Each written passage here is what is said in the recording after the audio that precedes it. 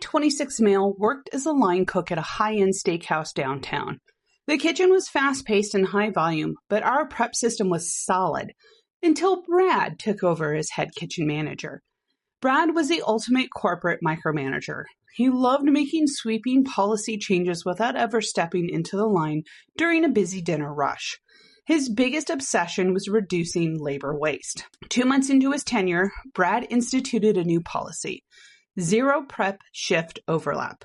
Historically, the morning prep crew worked until 4 p.m., and the evening line cooks arrived at 3 p.m. That 1 hour overlap allowed us to do a handoff, double-check stock, chop fresh garnishes, and make sure that the station line was fully stocked before the 5 p.m. dinner rush hit. Brad decided that the 1 hour overlap was unnecessary double pay.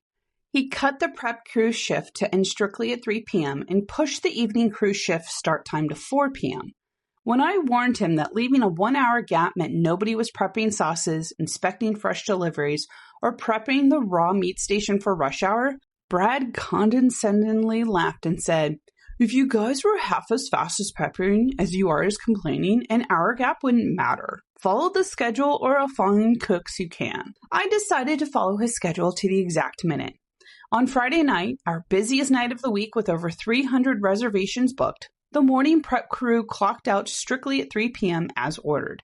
The kitchen sat pitch black and empty for an entire hour. At 4 p.m. sharp, the evening line crew clocked in. Because of the 1 hour gap, none of the specialized dinner prep had been done. The signature demi-glaze sauces hadn't been reduced. The prime grade ribeyes hadn't been proportioned or trimmed. The walk-in fridge delivery from 3:30 p.m. was sitting in the middle of the kitchen floor, unexpected and unstocked. At 4:15 p.m., Brad walked into the kitchen, saw us just starting to open boxes, and started screaming, "Why isn't the line set up? Doors open in 45 minutes." I calmly pulled out a laminated printout of Brad's new scheduling policy and said, "Per your written directive from last week, zero prep overlap is permitted. We clocked in 15 minutes ago. It takes 2 hours to properly trim meats and simmer sauces. We are doing the work as fast as safety protocols allow." 5 p.m. hit, and the restaurant doors opened. Within 20 minutes, ticket printouts were streaming out of the kitchen order machine non-stop. Because the line wasn't prepped, wait times ballooned from 15 minutes to over an hour. Steaks were delayed, orders were backed up to the door, and high-paying corporate guests were walking out of the dining room furious. Instead of stepping into help prep, Brad panicked and tried to force us to serve undercooked meats and unsimmered sauces. I flatly refused, pointing out that serving improperly handled meat violated basic health department codes.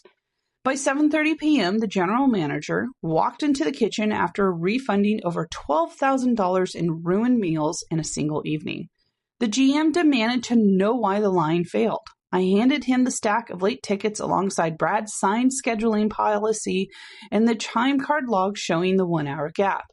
I also showed him an email I had sent Brad 2 weeks prior warning him about this exact operational fail, which Brad had replied in saying, "Do your job and stop worrying about managerial decisions."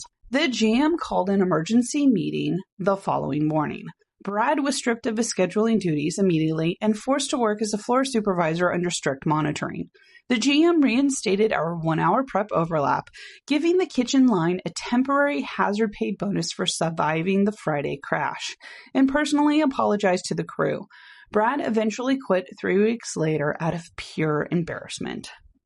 Ooh-wee. I've never worked in a restaurant, but I know that if you don't have a proper system, it is crazy. So, you know what? That's all you have to do. Show them how it's actually going to be. And when they see the failure in live action situations like that,